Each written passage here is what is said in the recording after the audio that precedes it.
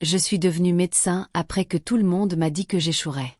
Maintenant, mon frère, mon ex-mari et mes beaux-parents sont furieux que j'ai refusé de les soigner quand ils se sont pointés aux urgences en réclamant des soins gratuits. Bienvenue, famille. Abonnez-vous si vous aimez ce genre d'histoire. Dites bonjour en commentaire et dites-nous votre ville ou votre pays. Sur ce, continuons notre histoire. Les néons fluorescents des urgences bourdonnaient au-dessus de moi tandis que je suturais le bras lacéré d'un ouvrier du bâtiment. Mes mains bougeaient avec une précision rodée, la mémoire musculaire prenant le relais pendant que mon esprit vagabondait vers la pile de relevés de prêts étudiants qui m'attendaient chez moi. 12 ans. Voilà combien de temps il m'a fallu pour devenir le docteur Amelia Richardson. 12 ans de nuits instantanées, de garde de nuit et de prouver à tout le monde qu'ils avaient tort. Docteur Richardson, vous avez de la visite en salle d'attente, annonça Nancy, notre infirmière de triage, depuis le pas de la porte. Son expression était étrange, incertaine. Ils insistent, c'est urgent. Une urgence familiale. Mon estomac se noie. Famille.je n'avait pas parlé à ma mère depuis 3 ans. Pas depuis qu'elle m'avait dit que je perdais mon temps à jouer les docteurs. Mon frère Jess m'avait appelé une fois l'année dernière pour me demander de l'argent que je n'avais pas.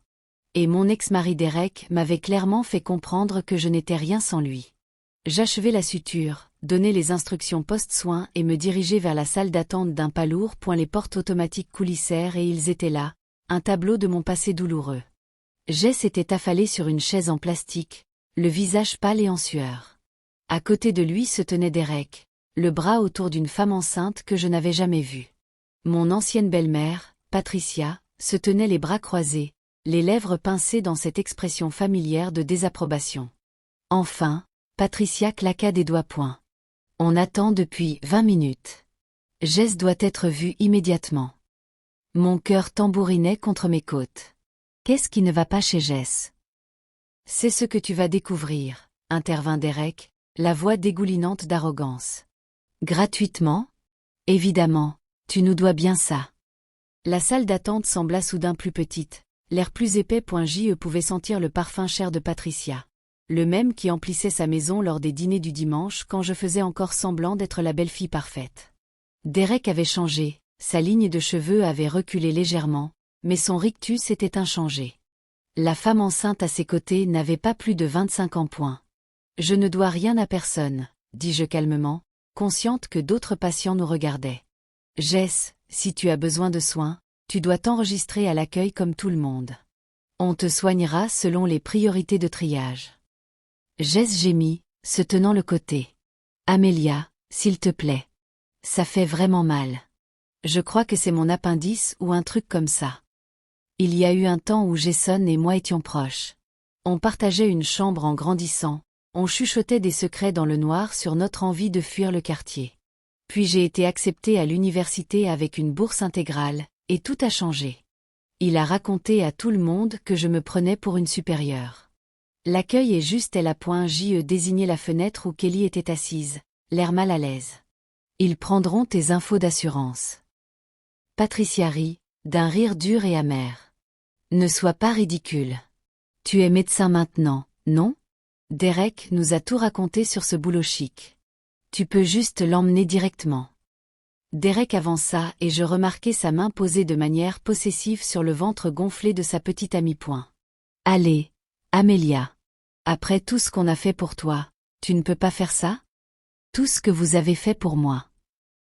Les mots sortirent plus tranchants que prévu. Tu veux dire comme quand tu as maxé nos cartes de crédit pour acheter un camion, ou quand tu as dit à mes camarades de fac de médecine que j'y étais seulement grâce à l'action affirmative.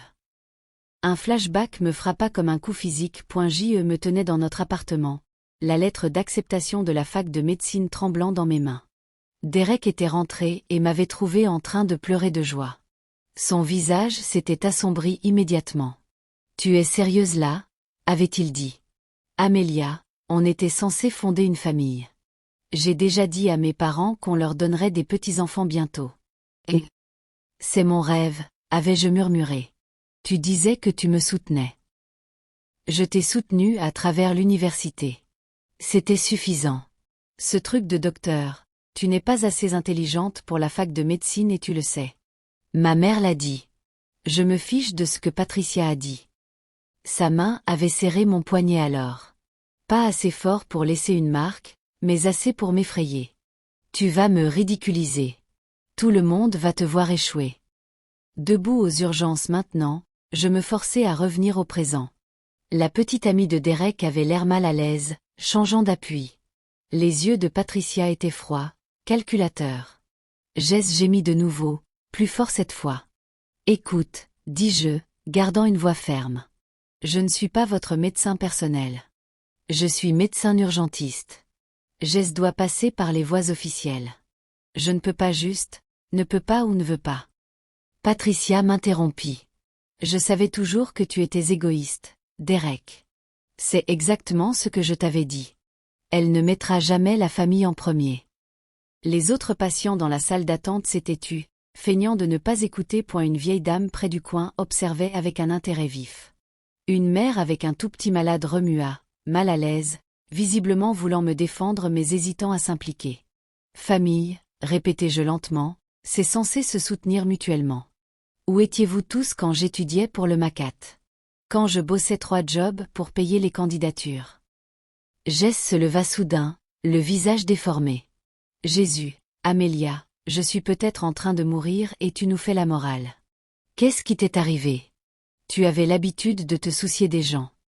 Ça piqua plus que je ne voulais l'admettre. Jess avait raison sur un point.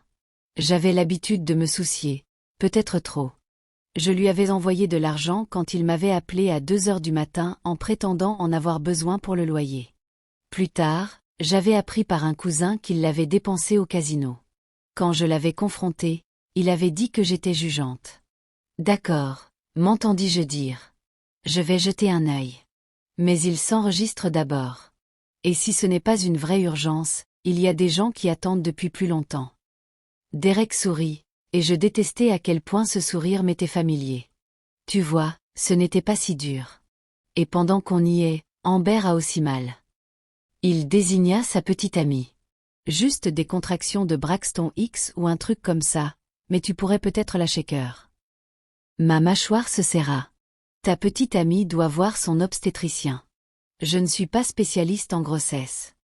Mais tu es médecin, insista Patricia, s'approchant. Sa voix tomba en un murmure dur.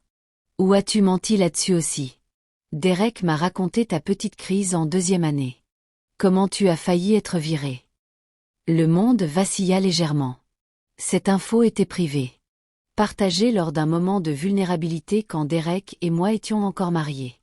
Il m'avait serré dans ses bras pendant que je pleurais après avoir raté mon premier gros examen. Il m'avait dit qu'il croyait en moi. Apparemment, il collectait des munitions. Nancy apparut à mon coude. Docteur Richardson, on a un traumatisme qui arrive. Et t'as 3 minutes. Merci mon Dieu. Je dois y aller. Jess, enregistre-toi à l'accueil. Tu vas vraiment laisser ton propre frère assis là en train de souffrir. La voix de Patricia porta dans toute la salle d'attente. Plusieurs personnes levèrent les yeux. Le traumatisme était un accident de moto. Grave mais stable. Quand j'eus fini, 2 heures s'étaient écoulées. J'avais presque oublié Jess jusqu'à ce que je voie Derek foncer vers le poste des infirmières. Amber le suivant en se dandinant, Patricia fermant la marche comme un général rassemblant ses troupes. Où diable étais-tu? Exigea Derek. Jess est assis là depuis 2 heures. C'est inacceptable. Je levai les yeux de la fiche que je relisais. Autour de nous, les urgences grouillaient d'activité. Infirmières courant entre les salles, moniteurs bipant, familles attendant anxieusement des nouvelles de leurs proches. Il y avait un traumatisme. Un gamin de 22 ans qui risque de perdre sa jambe. Ça passait avant la famille. La voix de Patricia aurait pu couper du verre. Je posai mon stylo avec soin. Avant une potentielle appendicite qui pourrait être des gaz? Oui. Avant quelqu'un qui texte sur son téléphone depuis 1 heure, d'après l'infirmière de triage? Absolument. Le visage de Derek vira au rouge. Tu as changé, Amélia. L'argent et le diplôme chic t'ont fait oublier d'où tu viens.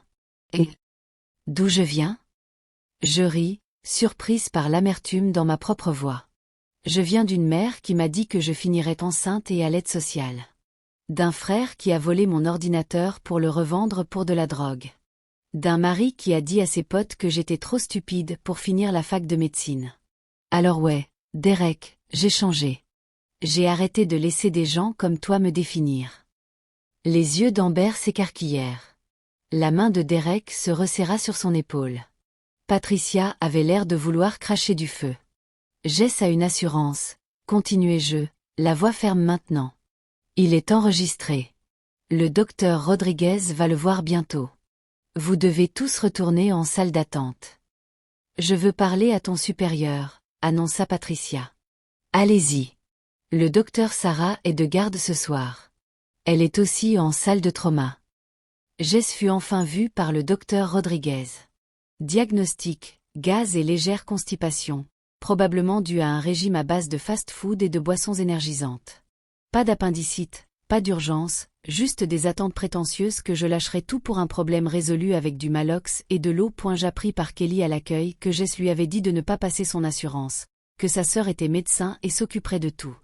Derek avait même discuté avec elle, disant que les membres de la famille ne devraient pas payer.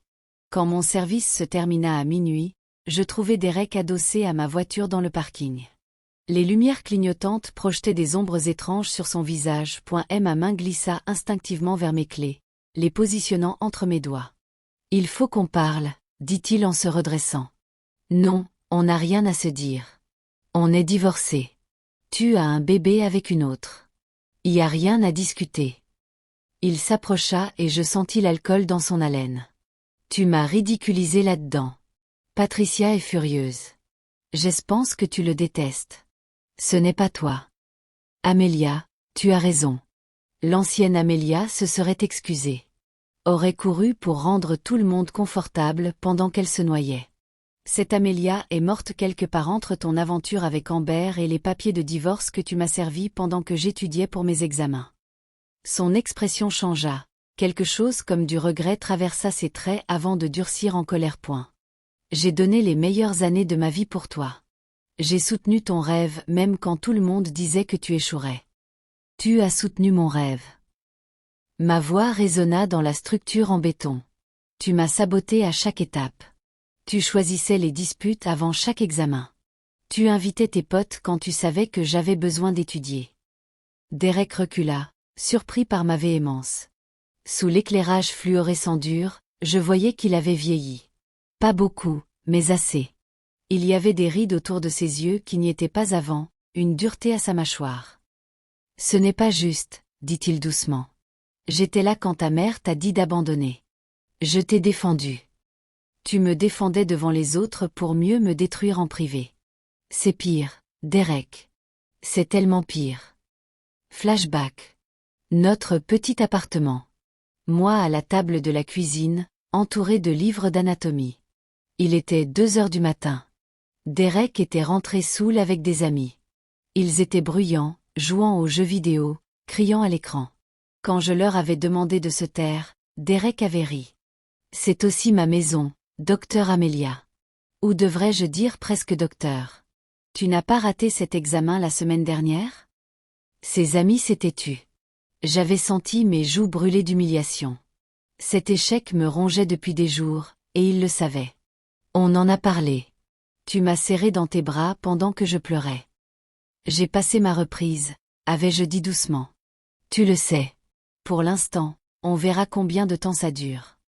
Debout dans le parking maintenant, je regardais l'homme que j'avais autrefois aimé.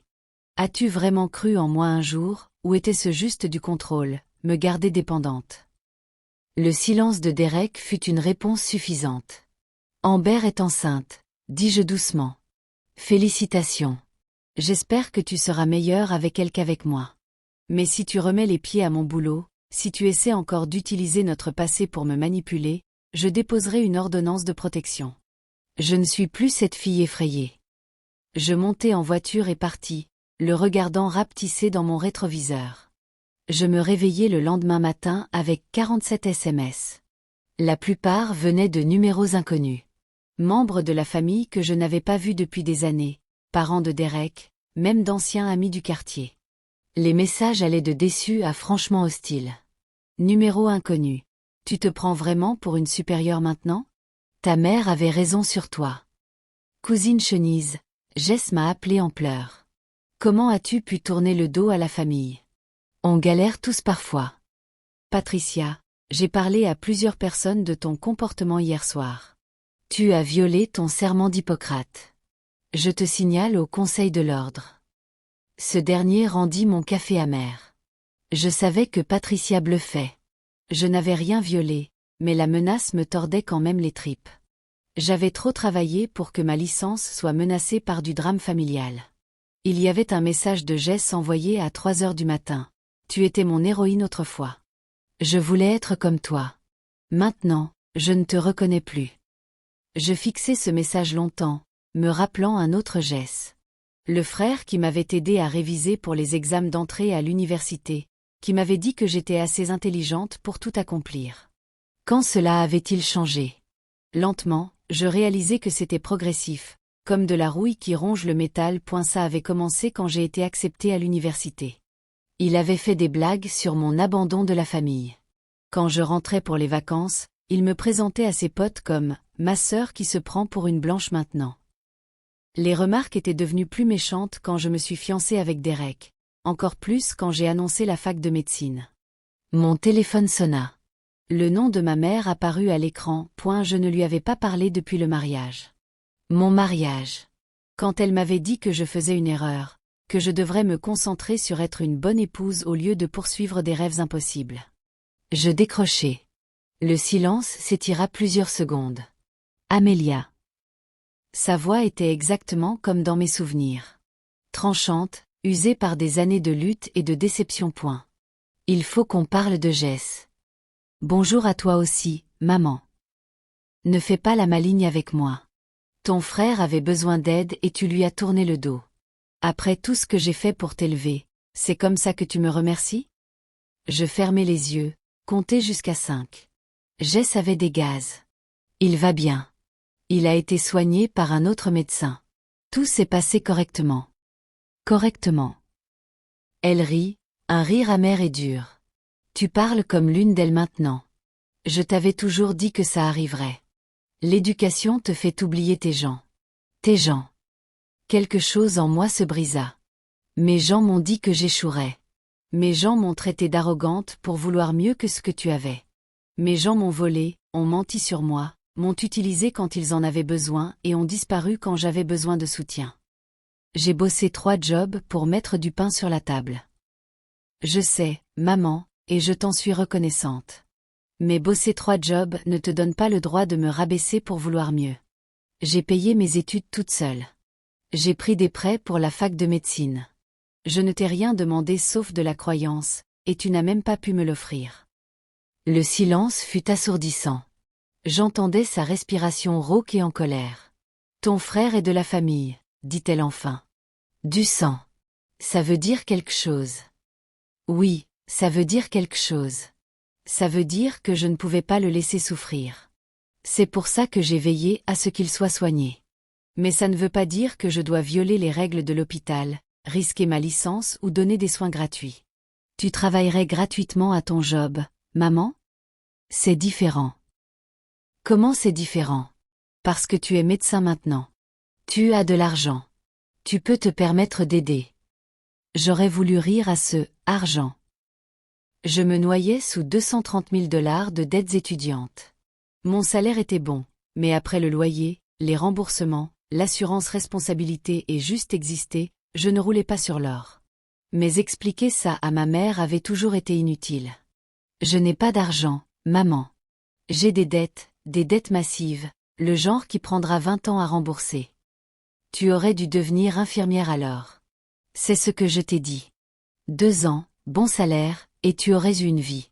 Mais non, il a fallu que tu prouves quelque chose. Voilà le vrai problème. Pas que je sois devenue médecin, mais que j'ai réussi là où elle avait prédit l'échec. Mon succès était un miroir reflétant ses propres rêves non réalisés, et elle ne pouvait pas me le pardonner. Je dois y aller, dis-je doucement. J'ai une autre garde ce soir. Jess a besoin d'argent pour sa facture médicale. Il a une assurance. Et s'il ne peut pas payer, L'hôpital a des programmes d'aide financière. Il peut postuler comme tout le monde. Tu vas vraiment faire remplir de la paperasse à ton propre frère? Postuler à la charité? Oui, c'est comme ça que ça marche. C'est la réalité, maman. Je ne fais pas les règles. Elle raccrocha sans dire au revoir. Je m'assis dans mon appartement silencieux, regardant le diplôme de médecine au mur. Docteur Amelia Richardson, MD. Ça m'avait coûté tout. Mon mariage, ma famille, mon sentiment d'appartenance. Certains jours, je me demandais si ça valait le coup. Puis je repensais à Madame Patterson, une patiente âgée que j'avais soignée la semaine dernière. Elle m'avait pris la main après que j'eus diagnostiqué son AVC assez tôt pour éviter des dommages majeurs. Merci, docteur, avait-elle murmuré. Vous m'avez sauvé la vie. Ça valait quelque chose. Ça devait valoir quelque chose. Mon téléphone vibra de nouveau. Cette fois, c'était Derek. Faut qu'on parle de ton attitude. Tu as embarrassé Amber hier soir. Elle est sensible à cause de la grossesse. Je bloquai son numéro. 3 semaines plus tard, je reçus une lettre recommandée.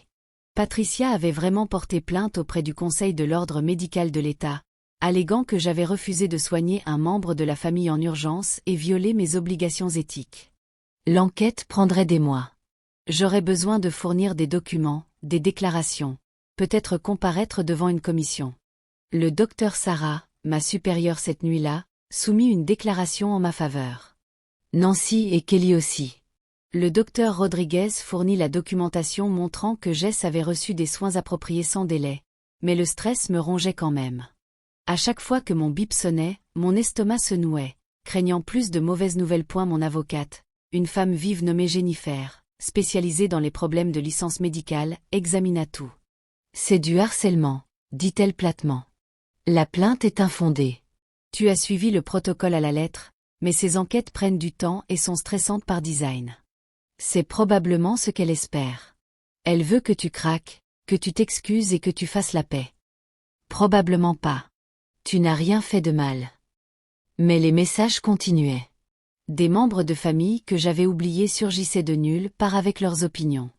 Une cousine au 2e degré m'envoya un message Facebook détaillant à quel point j'étais ingrate. Un oncle que j'avais vu une fois à un enterrement posta sur les réseaux sociaux sur les jeunes qui oublient leurs racines. Puis Jess se pointa à mon appartement. Je le vis par le Judas, l'air pire qu'avant, plus maigre avec des cernes sous les yeux.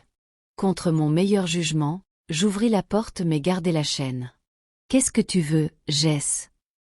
Je peux entrer, s'il te plaît? Faut qu'on parle. Dis ce que tu as à dire d'ici. Son visage se froissa point. Amelia, je suis désolée pour tout. Pour les choses que j'ai dites, la façon dont je me suis comportée. J'étais jaloux. Ok, tu t'en es sortie et pas moi. Je gardais la chaîne, mais j'écoutais. Jess s'appuya contre l'encadrement et je vis qu'il avait pleuré. Tu te souviens quand on était gosse? Demanda-t-il. Tu m'aidais pour les devoirs. Tu me disais que j'étais intelligent, que je pouvais tout faire. Je m'en souviens. Je croyais en toi alors, mais en chemin, j'ai arrêté de croire en moi. Et c'était plus facile de te rabaisser que d'affronter mes propres échecs. Maman l'a fait aussi. Elle te voit réussir, et ça lui rappelle tout ce qu'elle n'a pas pu faire. Ce n'est pas ma faute, Jess. Je sais. Il essuya ses yeux. Je sais que ce n'est pas ta faute, mais on en a fait ton problème quand même. Et Derek, mon Dieu, il te descend depuis des années. J'aurais dû te défendre, mais je ne l'ai pas fait. J'ai suivi parce que ça me faisait me sentir mieux sur ma propre vie. Pourquoi me dire ça maintenant? Parce que je suis en rehab. Ordonnance du tribunal pour possession. Et ils te font faire cet inventaire familial, regarder les relations que t'as abîmées. Amelia, j'ai détruit la nôtre sans retour, hein? Je pensais à mentir, à offrir de faux espoirs. Mais Jess méritait la vérité. Ouais, dis-je doucement.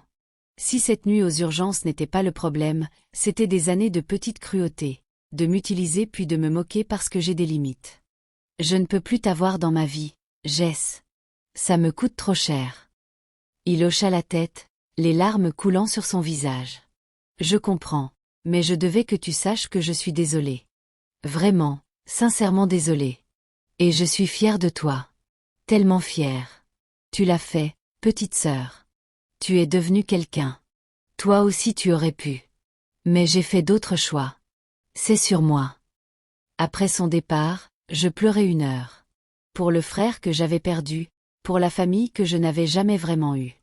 Pour la fille qui pensait que l'amour et le sang signifiaient une acceptation inconditionnelle. Le Conseil de l'ordre classa la plainte de Patricia. Ma licence resta intacte. Derek cessa de me contacter après la naissance du bébé d'Amber, une fille qu'ils appelèrent Madison. J'appris par le bouche à oreille du quartier qu'il la trompait déjà, l'histoire se répétant en motifs prévisibles. Ma mère ne rappela jamais. Jess m'envoya des mails occasionnels de la rehab, des mises à jour sur ses progrès. Je les lus mais ne répondis pas. Certains ponts, une fois brûlés, ne se rebâtissent pas. 6 mois après cette nuit aux urgences, je bossais une autre garde quand une jeune femme arriva, effrayée et seule. Elle me rappelait moi à 22 ans, déterminée mais doutant, luttant contre des voix qui lui disaient qu'elle n'était pas assez point. Je révise pour le MACAT, confia-t-elle pendant que je soignais sa cheville foulée. Tout le monde dit que je n'y arriverai pas, que je ne suis pas assez intelligente. Je la regardai, vraiment, et vis mon propre fantôme. Ils ont tort, dis-je fermement. Et même si le chemin est dur, même si tu perds des gens en route, choisir soi n'est pas égoïste. C'est de la survie. Elle sourit, hésitante mais pleine d'espoir. Ce soir-là, en rentrant par des rues vides, je pensais à ce que le succès m'avait coûté. Ma famille était partie. Mon mariage avait échoué. J'étais seule d'une façon que je n'avais jamais imaginée, face à des années de dettes et au poids des attentes. Mais j'avais aussi sauvé des vies, réconforté des mourants, tenu des mains lors de diagnostics effrayants, fait une différence que ma famille ne comprendrait jamais. Ça valait le coup? Je ne le savais toujours pas. Peut-être jamais. Ce que je savais, c'est ceci. J'étais devenue le docteur Amelia Richardson malgré tous ceux qui disaient que j'échouerais. Et cette vérité, amère et dure, était mienne seule à porter.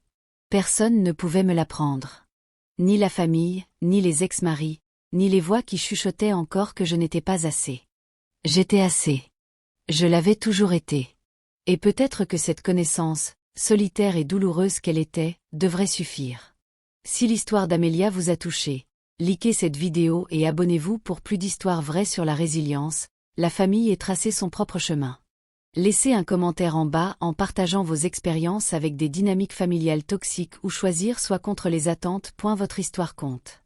Et rappelez-vous, choisir soi n'est pas égoïste, c'est de la survie. Activez la cloche pour ne rien rater.